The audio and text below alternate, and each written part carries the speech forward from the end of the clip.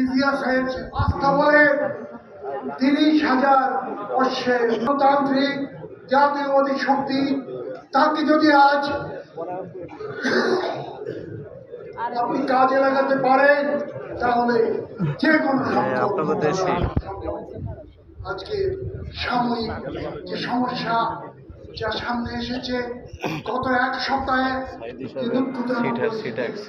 সৃষ্টি হয়েছে তাকে সার্বভৌমত্ব সুরক্ষা, ওই বৈষম্যহীন বাংলাদেশ এবং তার জন্য বাংলাদেশে একটা বিদ্যমান রাষ্ট্র ব্যবস্থা বদল করে গণতান্ত্রিক ব্যবস্থা প্রতিষ্ঠা সুস্পষ্ট কর্মসূচি ছিল। কেবল রাজনৈতিক নয়, অর্থনৈতিক, সামাজিক, সাংস্কৃতিক যে রাজনৈতিক অঙ্গীকার হিসেবে দাঁড়িয়েছিল সেই ভিত্তিটা তৈরি করেছে। আমরা স্লোগান তুলেছিলাম সবাই মিলে, জনগণের বৃহত্তর ঐক্য দরকার। এবং আপনি খেয়াল করবেন যে কোনো 69 সালের গণ অভ্যুত্থান দেখেন, 1990 সালের গণ অভ্যুত্থান দেখেন, সেই সময় ছাত্র সংগ্রাম পরিষদ 69 সালে, 90 সালে সর্বদলীয় ছাত্র সংগ্রাম, সর্বদলীয়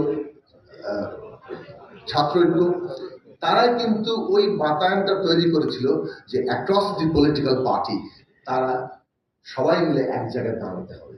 এইটা যখন সমাজের মধ্যে ছড়িয়ে পড়ে তখন গণ অভ্যুত্থানের প্রাথমিক ভিত্তিটা তৈরি হয়।